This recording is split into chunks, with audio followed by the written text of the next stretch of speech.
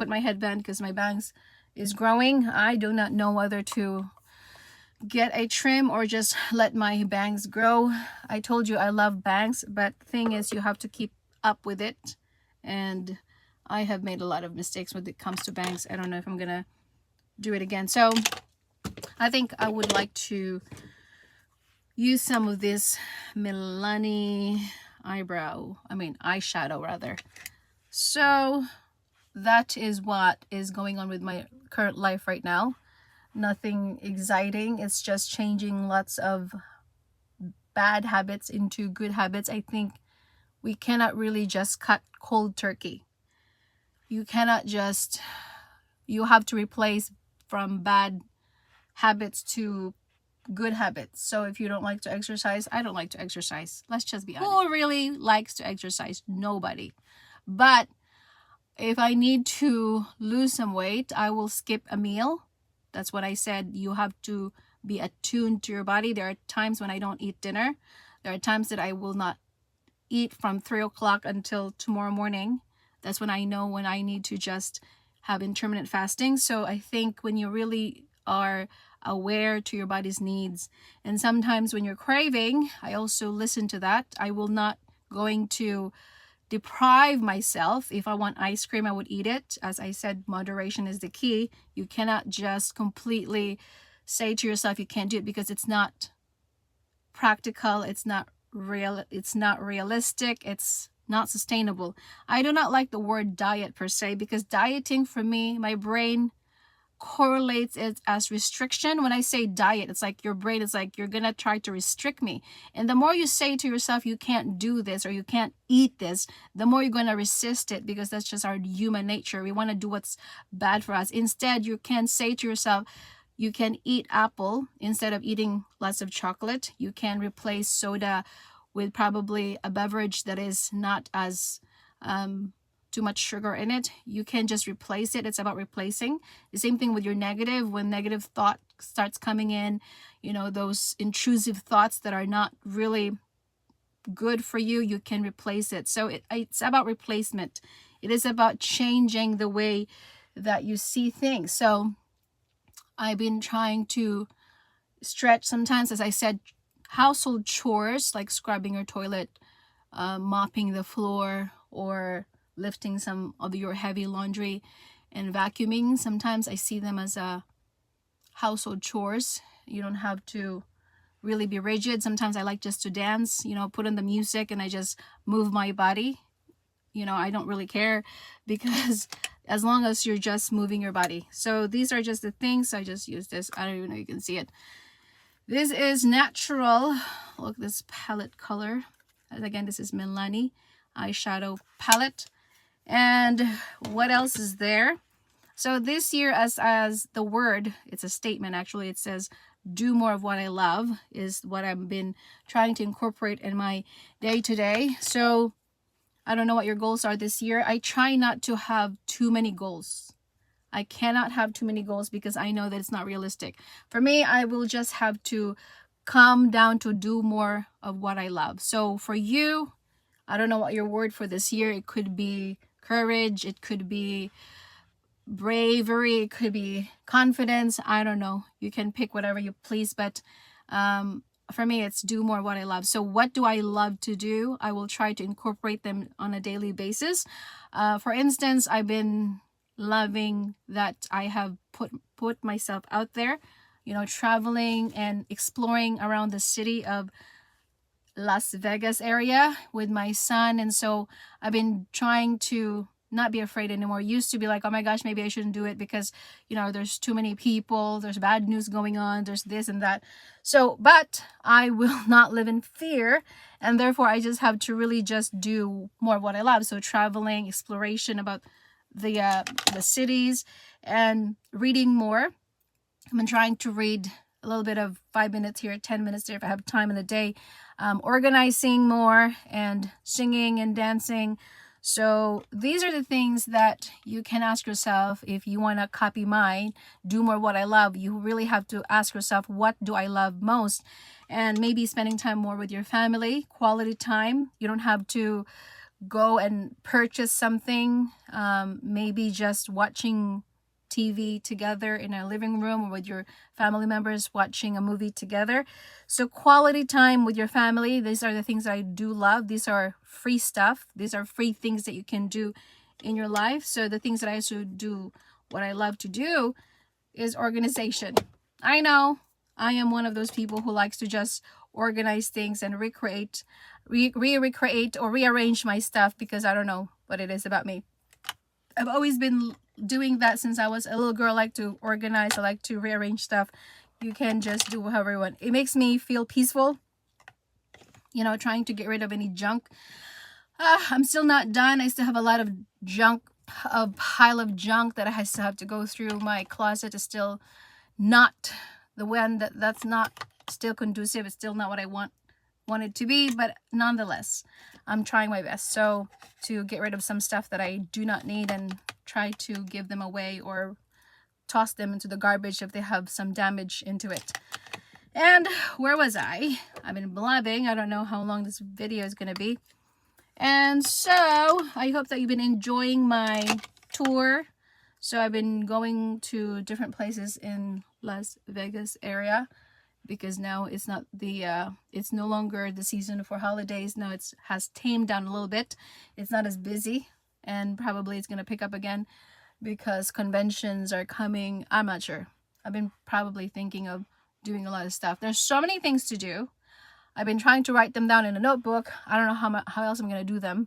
I've been planning this in my head already. So my last video I've shown you was that we went to Shark Reef Aquarium during MLK. I took my son there. Mind you, we were lost. So if you are not familiar with the place, you're going to get lost like myself. We went twice because I thought the what do you call this? The parking is connected to, there's a Mandalay Bay across from the Luxor. So I thought that's the area, but it's actually on the other side, which is a separate. So if you're trying to find it, like my son and I were like trying to find the place, and my son like, I wish my dad was here. But that's just how you learn. You don't be afraid to get lost. I don't know why people are like, oh my gosh, we're lost.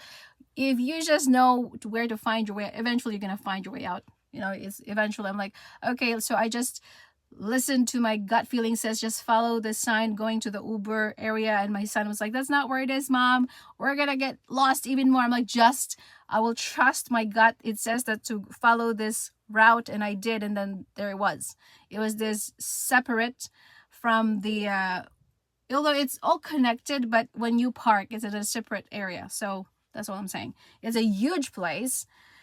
It is we're coming from the back side, so of course, as I said, I've never been to the Strip for a long time. It's been, I don't know, since I came back there. My son was still little. The only time I go to the Strip casino is when my family are here. They're visiting from California and they stay in the Strip. That's the only reason why I go there. But I don't usually go there and spend time there because I know it's going to be crowded because it's a tourist spot. But because my son is now old and he's been complaining that why is it that when I was younger, and of course he doesn't remember, you know, we were pushing his stroller then, why do you and your dad, my dad goes to casino and you guys travel a lot before, like, you know, going here and there. Now he's an adult or a young adult. We barely go anywhere. I guess because my husband used to work there at the casino. Maybe that's the reason why. And now that my son, of course, is more appreciative and he knows now to appreciate the things in life, I think it's easier to take him places because now he can walk. Before he was still a baby, we have to push him in a stroller. Now I can take him places. My husband sometimes is tired. He doesn't want to just go anywhere because of his work. He wants to just rest on the weekends. And so that's what the thing is. I told my son I am an adventurous woman. I've always been that way ever since, so I guess it hasn't left me yet. So I don't know what is the look of this makeup. This is what it looks like so far. And also, look at this beauty. I just bought this. I don't know. I love Melanie product. Melanie, that's how you pronounce it. I don't know. I think these are made from, what do you call this? Italy. So the two purchases that I made. So I bought this one from Ulta and this one. These are very inexpensive. This is an eyeliner of Pixie. So there are two products that I've been loving lately, Milani and Pixie. You can also find them, I guess, on Amazon. I'll try to link all the products below. So this is, what do we call this? Lip liner. It's natural. I think this is natural. I'll try to trace it here. Yeah, good. I don't know why my lips has been so dry. I'm not a makeup artist whatsoever. Makeup for me, it's like doing your nails. I'm not very good at it. I hate doing nails, and I do not like doing makeup. And this is the eyeliner. This is color brown. I have this. I recently purchased the black eyeliner. It was too strong. I look like a raccoon, but this is very light. I don't know if you can see that. This is an endless silky eye pen. So it's very subtle. It's not very strong, as you can see. So I like it. And of course, as I said, this one, it matches with my, this is a Lancome lipstick that my mother gave me. Do you see how this is very James Bond? At first, I was trying to figure out, I think I might have showed you, like I couldn't even open this thing. Like, how do you open this thing? Because, you know, lipstick are usually just the same. You open it the same way, like this one, right? You just, it's the same procedure of opening a lipstick, but this one has a different procedure, which is you have to push it. There you go. And then look at this beautiful color. It's almost out. I think I've been using it. My mom gave this to me a while ago. It's been a long time. I have so much lipstick. Oh, that's beautiful color. Try to see here. So my laundry is there. Trying to change the bed sheets. That is pretty. I don't know if you can see it. And let's try to do this. Try to buff it as much as you can. I still have to find some contouring. I do not like to contour. This is what I like to do. Just try to.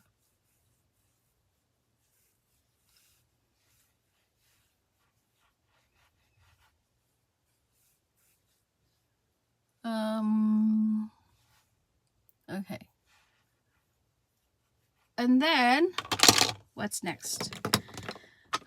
A little bit of this. I think I already did a little bit of this, which is the Black Radiance. This is artisan color. So the brand name is Black Radiance. Okay, now I just put this Black Radiance and we're going to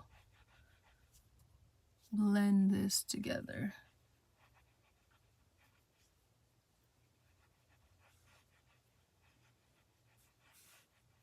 And then to wrap up this video, I need to put this eyelash curler.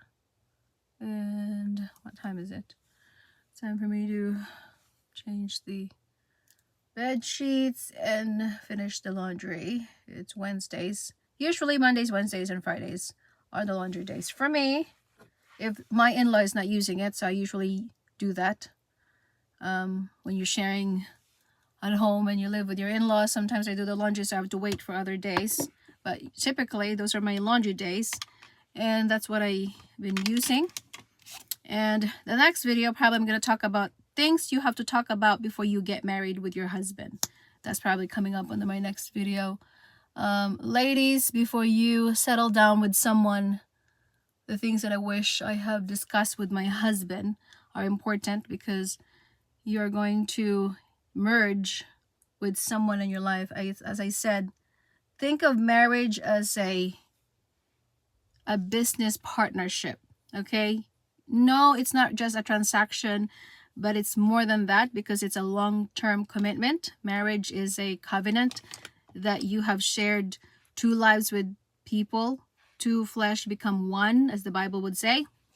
However, I can also tell you that there are things in life that you must discuss with your husband. As I said, I think one of the reasons why people get a divorce, one is, let's just talk about this now. I think I have time, and hopefully I have enough storage, because I've been cutting it off because I don't have enough storage on my phone. So one of the things, let's talk about before you say I do. I think people make the biggest mistake of not thinking marriage as a merging. Think of you as your own company. Your husband is your own company. Two pairs, you come together, you merge together, you came from different background, you were brought up in a different way, your family dynamics are different, his family dynamics are different, your experiences, your upbringing.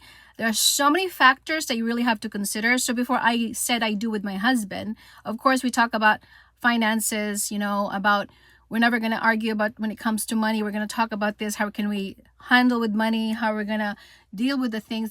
That's what the things that we really have to discuss, saying when it comes to money, there's always a way to discuss about money without really arguing. I think it's stupid that people, although it's one of the reasons why people get a divorce, because of financial struggle, because of financial issues. Although my husband and I have been trying to get out of our debt, and we've been trying to manage our debt problems, credit cards, especially when we were raising our baby before, our son.